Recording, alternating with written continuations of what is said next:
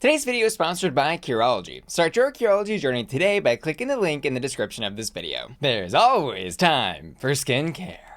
Hi, ugly. It's me, Busliano Ronaldo, and welcome back to Hot or Rat. And today, we'll be reviewing episode 11 of RuPaul's Drag Race All-Stars Season 8. Our queens are back again to perform in the Fam Games Variety Extravaganza, hosted by our top two, Candy Muse and Jimbo. A challenge that is to be considered by the fans when casting their votes for the winner of the Fame Games, along with each eliminated queen's runway every single week and their social media activity, whatever that means. But that's not all, because y'all wanted a twist, eh? Okay.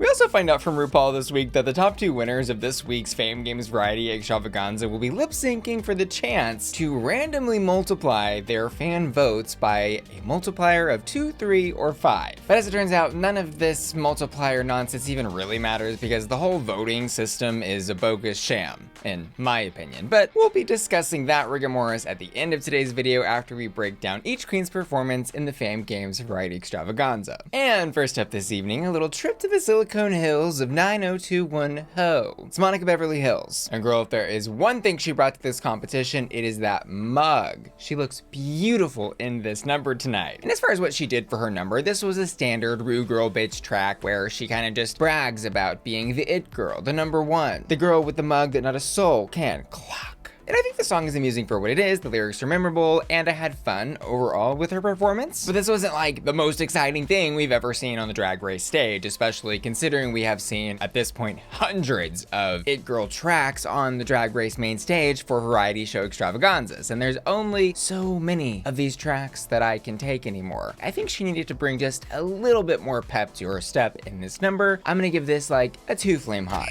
And next up, we've got Nyesha Lopez, who is looking gorgeous as usual. I love the getup, I love the costume, and I love the culture of what she brought to the stage in a flamenco style dance. I also want to compliment her on how ambitious this was, because this is a wild dance to pull off, from the feet to the face to the entire body, and it's extremely technical and tight dancing. And Nyesha here is wearing a platform high heel, which of course limits her movement, and I think she kind of went a little too much form over function here, because I wouldn't have minded seeing her in a smaller danceable heel if it meant she could have had a little more movement in her dancing, because it did come off a little bit stiff. She was only able to hit some of the like bigger dance steps in these high heels, so I'd give this like a 2.5 flame warming up. And next up, there's always time for a breakdown. It's the Mrs. Kasha Davis. This was wild. Okay, on a serious note, I do want to say I appreciate the courage and tenacity of what she did in fighting bigotry on the main stage, and having people that will verbally and visually stand up for the downtrodden and disenfranchised is something we 100% need more of in this world. But on a comedic note, I laughed so hard. Like, it was so funny. And I honestly don't know how much of this was self-aware versus unself-aware, which is another layer of what made it so funny. She comes out in a white angelic smock surrounded by the pink bobbed pit crew, which then rips off during her breakdown to a bodysuit of rainbow tassels where she starts rapping or singing over a metal track. Like, this was camp. It was camp, and it was wildly entertaining, even if at some level it felt like the Drag Race main stage equivalent of asking for thoughts and prayers. But I loved every second of it, and this performance was hot. But even though Pride Month is over, you know what I'm never not proud of? My skin. And that's thanks to the sponsor of today's video, Curology, and their simple 3-step skincare routine. Here's how it works. First, I wash my face with Curology's Acne Cleanser formulated with benzoyl peroxide to treat and help prevent acne. It's effective, but gentle enough for everyday use. Then, I apply my custom formula prescribed to me by a Curology dermatology provider. This is the secret sauce that keeps my skin free of blackheads, clogged pores, and breakouts. And finally, I top it all off with the Curology Rich Moisturizer formulated with hyaluronic acid and shea butter. And honestly, my skincare routine is my favorite part of every day because of how it makes my skin look and feel. For reference, here are some shots of my skin in different lighting after completing my routine. And when I started my Curology journey over a year and a half ago, I first noticed my breakouts were less frequent and less severe after just a few weeks. And over time, I've noticed improvements in my skin's tone, texture, and fine lines. Plus, I've even noticed a reduction in the excessive oiliness on my forehead. Which is to say, Curology Curology can help all types of skin in all types of ways. Remember though that your results may vary, and Curology isn't a miracle working product, but it's brought a level of consistency to my skin that's truly invaluable. Plus, if anything pops up, I just throw on a Curology emergency spot patch and it's pretty much gone overnight. What I love most about using Curology is there's no fuss involved. Getting my Curology products every month is as easy as walking to the mailbox, and getting started is as easy as clicking the link in the description of my video. On their site, you'll take a quick quiz to assess your skincare needs and upload 3 selfies. A dermatology provider will then take a look at everything and prescribe you a custom formula and custom skincare routine to work alongside it. And if you ever have any questions, a dermatology provider is just one click away in the Curology portal, where you can manage your upcoming shipments and add new items to your box, like some of my personal favorites, the Curology sunscreen and the Curology lip balm. So what are you waiting for? Click my link in the description of this video to start your Curology journey today. Thanks Curology for sponsoring today's video. And next up, we take a cool, refreshing dip into the waters of Darien Lake, who in tonight's variety show gives us a veritable buffet of what Darien Lake has to offer. Beauty, stand-up with lots of great misdirect comedy, and some motivational speaking, which doesn't really sound like it would all work together as well as it did, but guess what, Mimi? It did. And I think it does take a special type of talent to inject your personal story into a medium that is widely palatable and funny to a large audience. This performance was hot. And next up, oh god, I don't know if I can do this again. That should have been her talent. Find the squeak. Anyways, James Mansfield hits main stage and she does a performance about these right here. And her performance is mostly, I would say, a burlesque style performance, but with only one reveal to these. But mostly the performance was just about her running around on stage showing off these and being silly and dumb. And in all of its dumbness, it was a lot of fun. I've got to say though, it was kind of funny watching her on stage talk about how big these are when we've been watching Jimbo prance around on this same very stage all season in some of these that are like 10 or 100 times larger. But that point aside, I think what she did was successful and interestingly on trend with what is very successful in these variety shows more and more. Stuff that is stupid, pointless, and not taking itself too seriously. This performance was hot.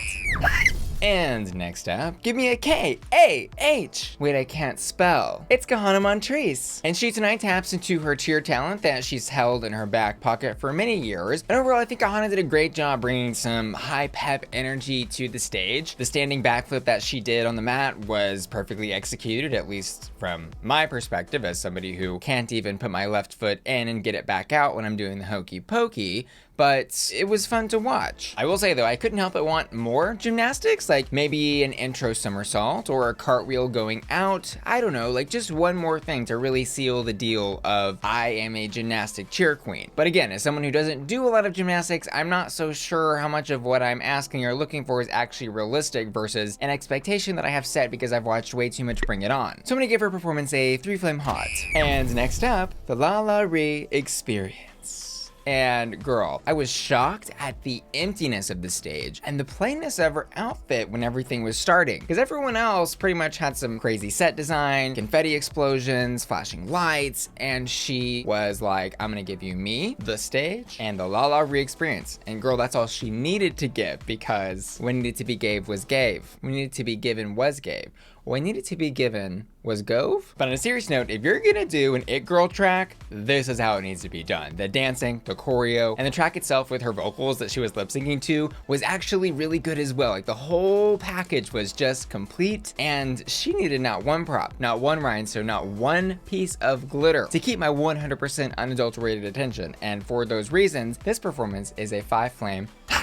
And next up, let's take a little trip to the Big Apple Orchard and visit Miss Alexis Michelle, who this episode comes into the workroom and immediately just starts apologizing and talking to Lala, saying how she wants to take full responsibility for her elimination. And I'm like, girl, whose responsibility else would it have been? You're the one that sent her home. Of course you need to take full responsibility. And then after that proceeds to spend every other confessional and talking head moment discussing with La La Ree, about how down bad she is for her very own La La Ree experience. I'm like, girl, I don't know if Lala is experiencing what you're experiencing, but I'm entertained, so thank you for that. But anyways, concerning her apple, both of her apples, her variety show performance was essentially a Broadway style, well, off off-Broadway style campy musical burlesque number where she was the apple tree singing about getting a good old shakedown so that her apples would come out of the branches. I was impressed by this performance overall, and it got better as it went on because I think in the beginning she was struggling a little bit with her vocals and the backing track, but actually as the backing track got less and less and she was more and more a cappella, she sounded better and more in control of the stage and what she was saying and how she was doing what she was doing. You know what they say, an apple a day keeps the rots away. This was hot. And next up, Jessica Wilde, who I was really surprised to see come out, and for her, a relatively flat wig, but then it all starts making sense as she is dancing and whipping that hair, which ultimately culminates in what I can only describe as a tornado of hair whipping, and girl,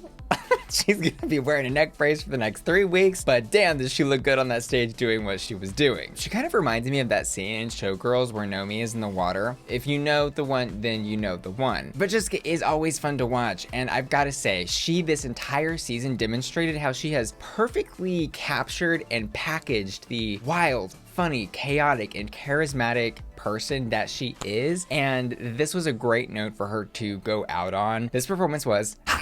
And finally, let's discuss our top 2 all-stars of the competition, Kandy Muse and Jimbo, who were excellent hosts tonight. Jimbo made a banana split, using only her God-given whipped cream machines and ice cream, sprinkles, a banana, and even a fork pulled out from various pockets and locations of her outfit. This is one of the most entertaining things of the entire night because it was smart in its irreverence of the use of time she was given. She is somebody who does not take herself or anything she does too seriously, while at the same time applies this extreme level of care and professionalism to her craft. This was hot. And finally, we have Condoleezza Muse, who did an It Girl track and was very much the opposite of what Jimbo gave tonight. Like juxtaposing Jimbo's insanity to Kandy's seriousness and how serious she approaches her drag and performance and dancing and choreo, I think is just really fun. Like there is really nobody else who can feel her fantasy as much as Kandy can feel her fantasy when Kandy's feeling her fantasy. Say that 5 times fast. Or 1 time at all. The only thing that left me scratching my head during Kandy's performance and wondering what the hell is this was the actual vocals that were in the backing track she was lip syncing to. I didn't understand why she used someone else's voice for this very personal It Girl track. I just feel like it would have been easy enough for her to record the vocals herself, but I don't know, maybe she was just too booked, blessed, and busy to do it. Who can ever be sure? This performance was hot. And so at the end of it all, RuPaul selects LaLa Ri and James Mansfield as the top 2 all-stars of the week, which I think is a pretty agreeable choice from the selection of performances we saw tonight. I absolutely 100% agree with Lala. I don't think her slot could be debated, but the other slot I think could have been given to somebody like Darian or maybe even Kasha. I'm probably the only person that laughed at that. There's always time for a breakdown. So Lala and James lip sync to Rain on Me by Lady Gaga. I did react to this lip sync as well as the entire variety show over on my Patreon at patreon.com/BussyQueen. That's my members only website, and you can check out exclusive content like that reaction video using the link in the description of this video. See you there. But I'll say this lip sync was honestly pretty fun. Maybe one of the most fun lip syncs that we watched throughout the whole season. And I don't know if that's because I'm just really personally tired of the lip sync assassin format, or if it was just really exciting to once again watch 2 girls lip sync when there was actually something at stake. And like if I had to pick one winner between these 2, I would pick Lala. But Ru decides this lip sync was worthy of a tie, which is fine, but it did just kind of feel to me like another eye-rolling, overproduced, this was actually pre-planned the entire time overproduction moment from this season, of which there have already been, I think, 1 too many. Like, think about it. Without at least 2 queens getting a multiplier, this whole Fame Games voting thing would have just felt even more unfair and unbalanced than it already is. So James and Lala spin the wheel and get a 2 and 3x multiplier respectively. But on the subject of these fan votings, they are, in my opinion, complete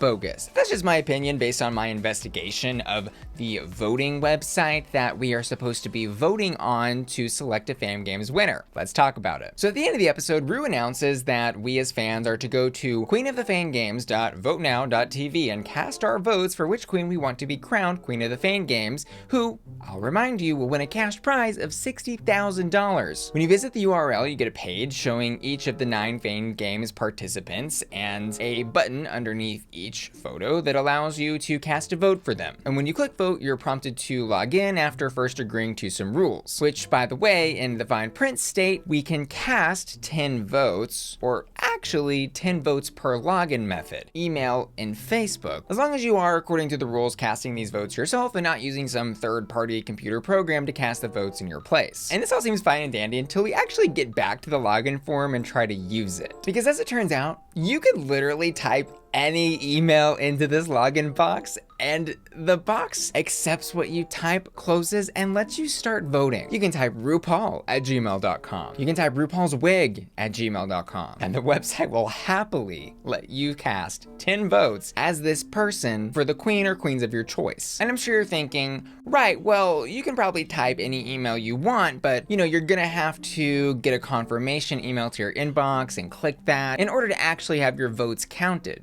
Right? Like they would do, I don't know, some kind of basic identity verification check to make sure that people are like at least using their own emails or real emails at all to cast these votes, right? No, they're not doing that at all. This voting system is not checking if the entered email addresses are real or fake on any level. You can literally type gibberish into the box, cast your 10 votes, and then do it again and again and again. But the crazier thing is, the system on the back end is actually tracking the votes cast by a given email, because let's say you log out of the page here, sign in again with RuPaul@gmail.com, and see that the 10 votes you cast were actually counted somewhere, accounted for, but with, again, no actual verification of those votes being cast by the actual person that owns that email. Like, what is this? And I'll just say, if there is not even a basic level of identity verification checking being done, I think it is highly improbable that this system has any sort of sophisticated mechanism of which to check if a bot is spoofing thousands or even millions of votes into the system, which tells me this system is not being used at all. They just put out a voting box in the middle of the street and wrote, like, cast your vote here.